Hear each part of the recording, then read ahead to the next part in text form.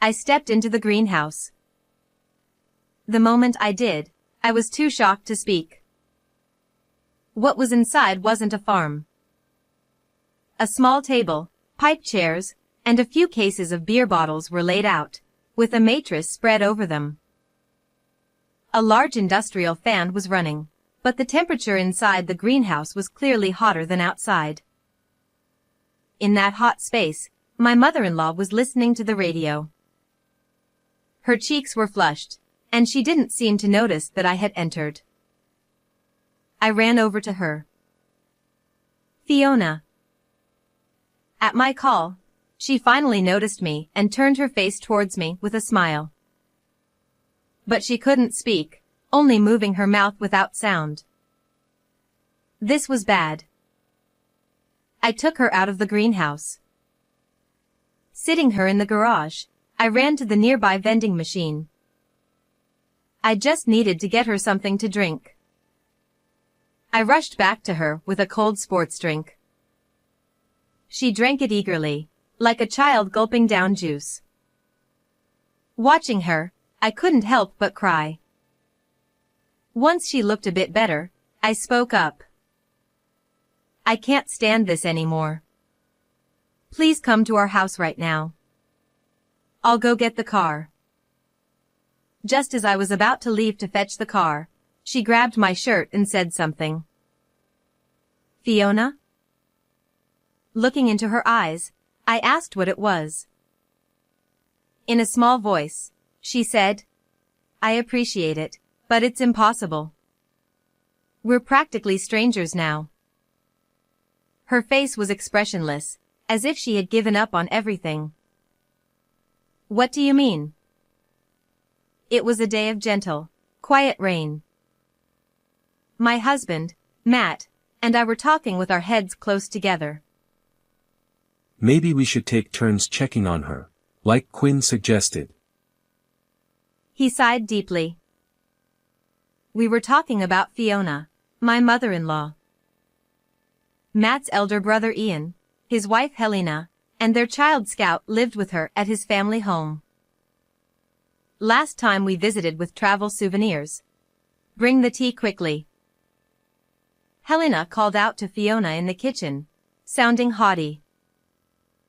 I wondered why she sounded so high and mighty. As I stood up to check. "Oh, don't worry about it. It's always like this." Ian stopped me. I exchanged glances with Matt, who then stood up. "Hey, Matt. I said don't worry about it." Ian shouted in a threatening tone, completely different from how he spoke to me. Matt, unable to defy his brother, sat back down. While all this was happening, Fiona brought the tea and slowly placed it in front of us. Watching this, Ian muttered, "You're so slow. Can't you move any faster?" I wasn't the only one who heard it. Scout, fiddling with a smartphone nearby, smirked. "If you're done, go back to your room quickly." Helena coldly told Fiona as she brought some snacks from the kitchen. Immediately, I said loudly, "I came to see Fiona. Let's have tea and snacks together." Helena sighed dramatically. After a moment's thought, "I'm fine. Quinn, Matt, please take your time," she said before heading to her room, looking lonely. Why were they treating her so harshly? At first, I didn't understand, but as days passed, I arrived at a possibility. Maybe she was being mistreated. I hoped I was overthinking it, but something felt off. So, I shared my thoughts with Matt, and we were having this discussion. "I wish River were here." River is our son. This spring, he adjusted to working life in his second year as a professional and moved out. He's a grandma's boy. If River were here, He wouldn't overlook this situation. But he was busy with work and rarely visited us. But we shouldn't worry, River. Let's handle this ourselves. You're right. We agreed to take turns visiting Fiona every weekend. The next weekend, I stood in front of the house where Fiona and the others lived. I stared at the nameplate that read Castillo. Although Fiona and I aren't blood related, she's precious family. Matt is the second son, but I've tried to act in a way that honors being a part of the Castillo family. And yet, though I didn't have concrete proof Fiona was being mistreated, I clenched my fists unconsciously. As I was about to press the intercom, I heard a voice from behind. "Oh, Quinn?" I turned to see Fiona standing there, holding grocery bags in both hands. A lot of them. I quickly took the bags from her. "Oh, thank you." She welcomed me warmly into the house. "Fiona." I hesitated, recalling the previous visit, worried she might end up serving tea again. Noticing my hesitation, she smiled and said, "It's fine. Everyone's out today." I placed the bags on the table and casually asked about the large amount of groceries. Apparently, Ian and Helena had asked her to shop, but it was far too much for a 70-year-old woman to carry. Sometimes, Helena forgets my meals. She took some ready-made meals to her room. Forgetting meals? That's impossible. When she returned, I pressed her for answers. I'm used to it. It's more comfortable eating alone in my room. She gave a lonely smile. I thought about taking her back with me, but we live in the neighboring prefecture. I couldn't disregard her feelings, having lived here all her life, and I couldn't make such a decision on my own. I decided to ask Matt to come next week and talk to Fiona together. As I thought about this, evening began to fall. Well, I need to start preparing dinner. I'll get scolded if it's not ready by the time they get back. I understood she was indirectly asking me to leave. Sorry. I apologized for not being able to help and for taking up her time, then headed home. When I got home, I reported today's events to Matt.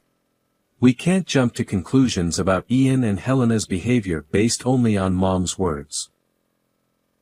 I was disappointed by his ambiguous response, but it was true that I hadn't seen Ian and Helena's behavior today.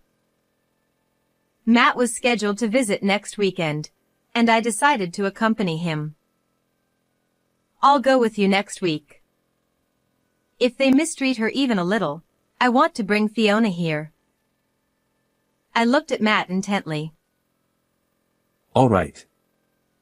If you think so, we'll talk to Ian on the spot. Conceding to my pressure, Matt quickly finished his meal and started watching TV in the living room. He knew that saying anything unnecessary would lead to trouble for himself. Honestly, you're only sensitive about things like this. I muttered as I watched his back while he watched the baseball game. The next weekend came. I planned to go with Matt to see Fiona, but a problem arose at work. I was stuck dealing with it, so I ended up leaving it to Matt alone. Make sure you handle this properly. Before leaving for work on my day off, I urged Matt, but I still felt uneasy. Would it be okay? I'm really sorry for making you work on your day off. I can handle the rest alone. Noticing my restlessness, the colleague who caused the trouble spoke up. It was past 3 p.m. Going home now would only make me more anxious.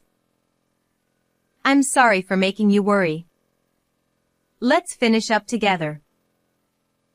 I wanted to focus on work now. Relieved, my colleague bowed her head. After finishing the task together, I returned home to find Matt waiting with dinner prepared. How did it go? I asked as soon as I saw Matt. Let's talk over dinner.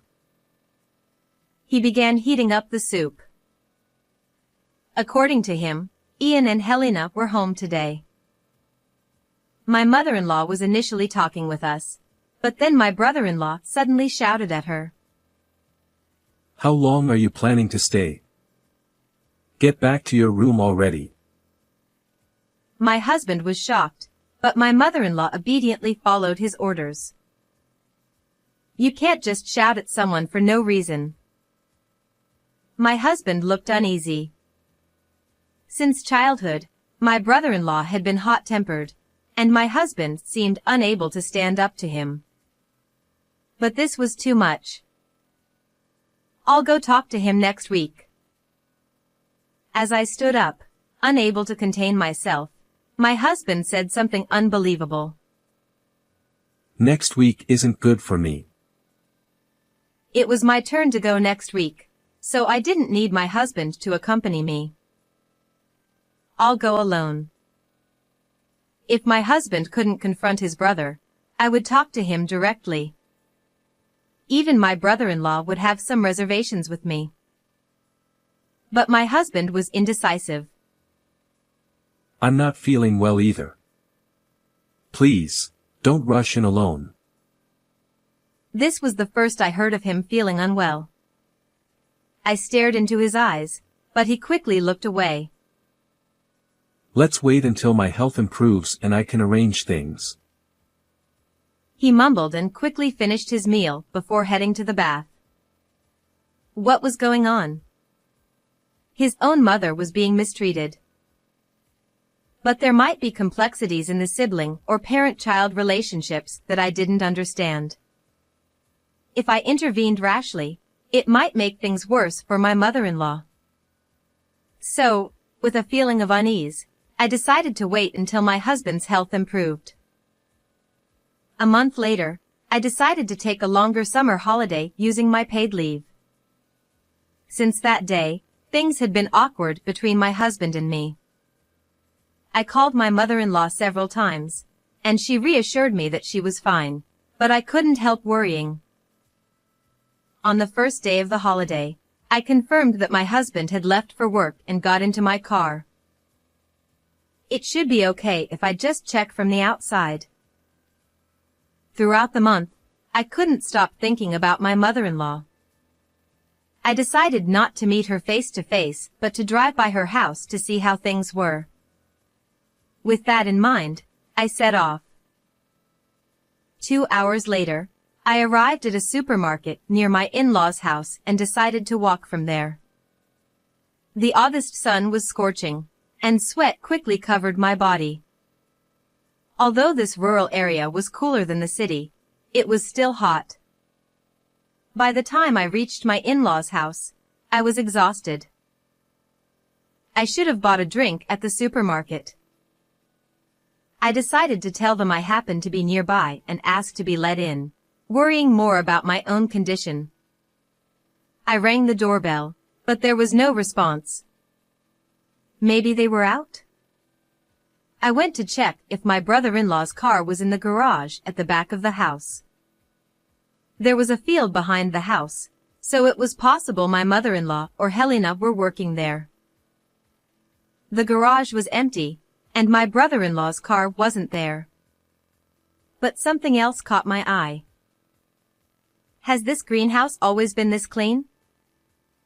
The greenhouse next to the garage, which had been unused and tattered, seemed to have new plastic covering it.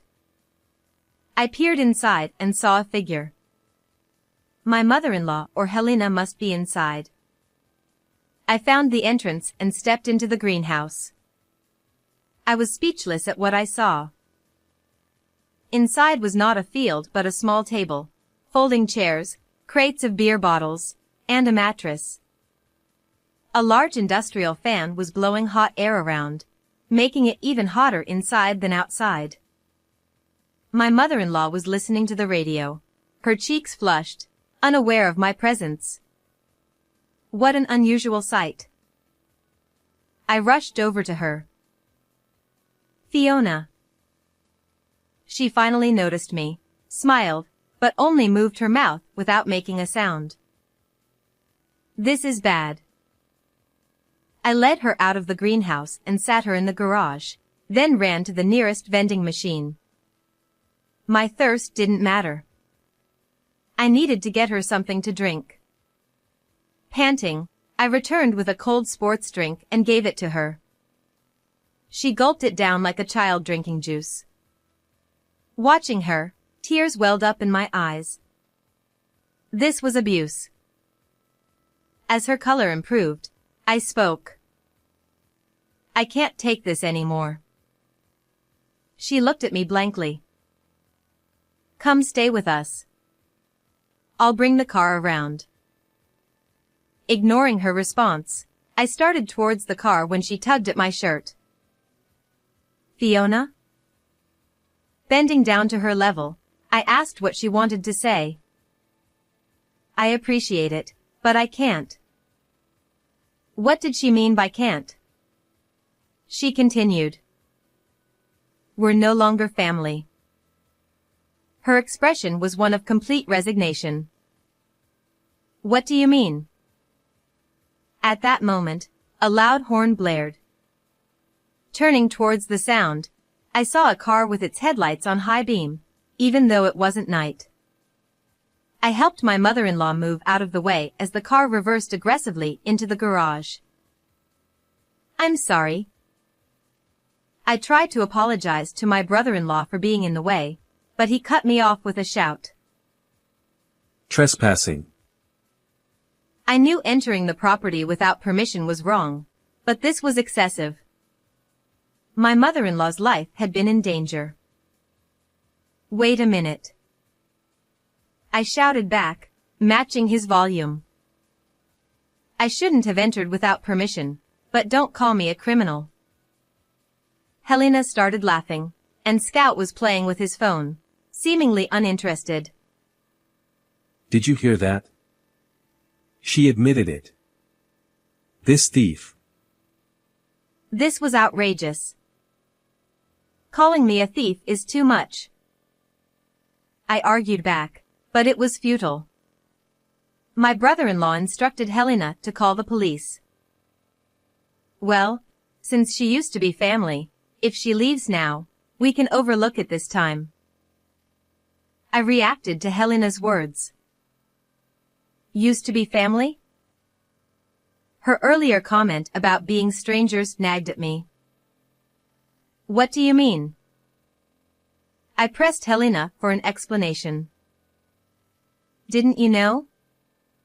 You're already divorced. I was stunned.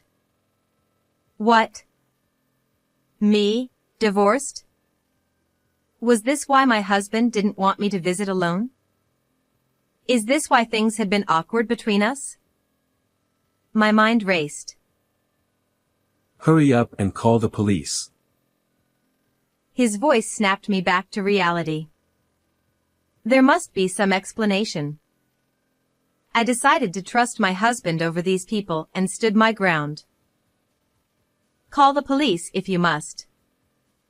But first, tell me why my mother-in-law was in that greenhouse.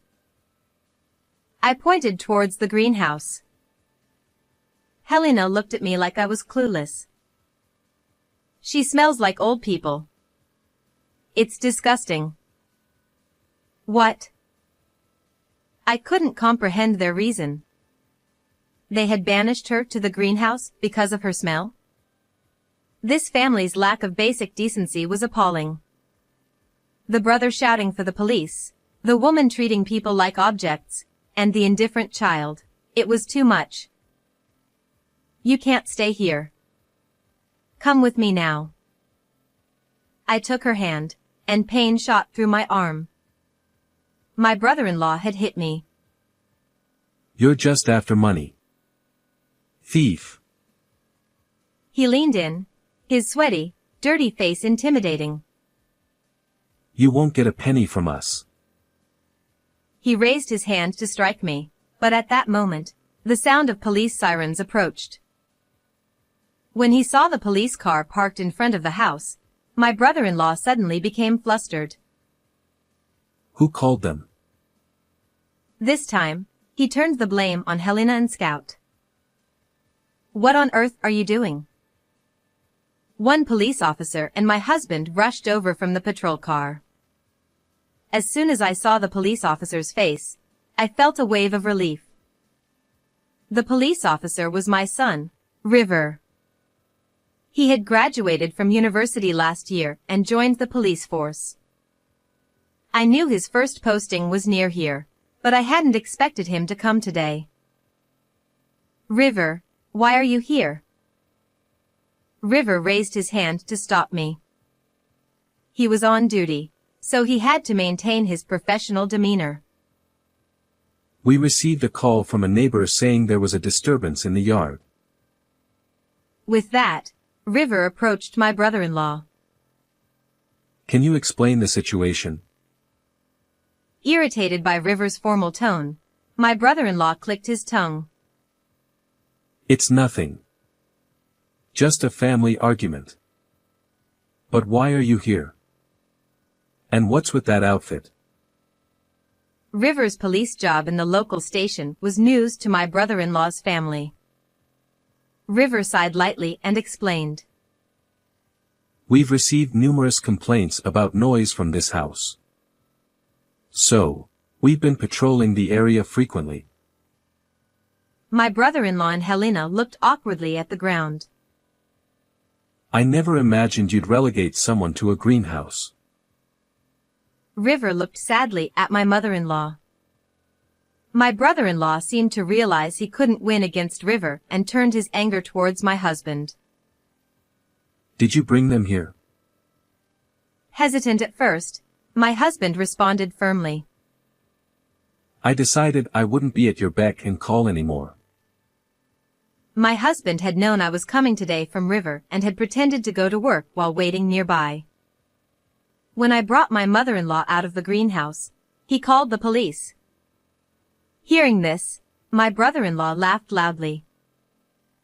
So it's trespassing and attempted kidnapping, then? Helena seemed to agree, smirking. My brother-in-law shoved me. Well done for calling the police before I did. Hey, officer, arrest this woman. My brother-in-law was pushing for my arrest, but River didn't budge. Instead, he sternly addressed my brother-in-law. Signing a divorce paper without consent is a crime, and such a divorce is invalid. Are you aware of that? Huh? Scout, who had been silent until now, reacted. Scout, what does that mean? Apparently, Scout had misinformed his parents. He had told Helena that if they got my husband to sign the divorce papers, she could sign my part, and it would be legal. I've already contacted a lawyer. To my brother-in-law's dumbfounded family, River added. Also, you put an elderly person in serious danger. We will be taking her into protective custody. River said this officially, then helped my mother-in-law back to the patrol car. My husband and I followed, leaving my brother-in-law's family standing in shock. My husband spoke cheerfully while holding a beer. I've never been more proud of River than that day. River, looking bashful, sat next to my smiling mother-in-law. After leaving the police station, we took my mother-in-law home, and the three of us now live happily together. Today, River visited us, and my mother-in-law prepared a feast. I was really worried about how things would turn out. After the incident, my brother-in-law faced charges for forging divorce papers and abusing my mother-in-law, which made the news. Helena and Scout disappeared to avoid the media, and we don't know where they are now. River manages their vacant house. My mother-in-law regained her health after moving in with us and started a vegetable garden. The dishes made from her homegrown vegetables are exceptional. Fiona, please teach me how to cook sometime. I wish you had taught her while I was still living here. We laughed together, enjoying our happy time. I do miss the days when everyone gathered. My mother-in-law reminisced about the past when my father-in-law was alive. She would cook while River and Scout played video games, and the rest of us enjoyed drinks and conversation. It was a nostalgic memory for her. No one understood why my brother-in-law's family changed, but their actions towards my mother-in-law were unforgivable. I took a swig of my beer, hoping that one day I might forgive them while savoring the precious moments with my family. How did you like today's story? Don't forget to subscribe to our channel. See you in the next video.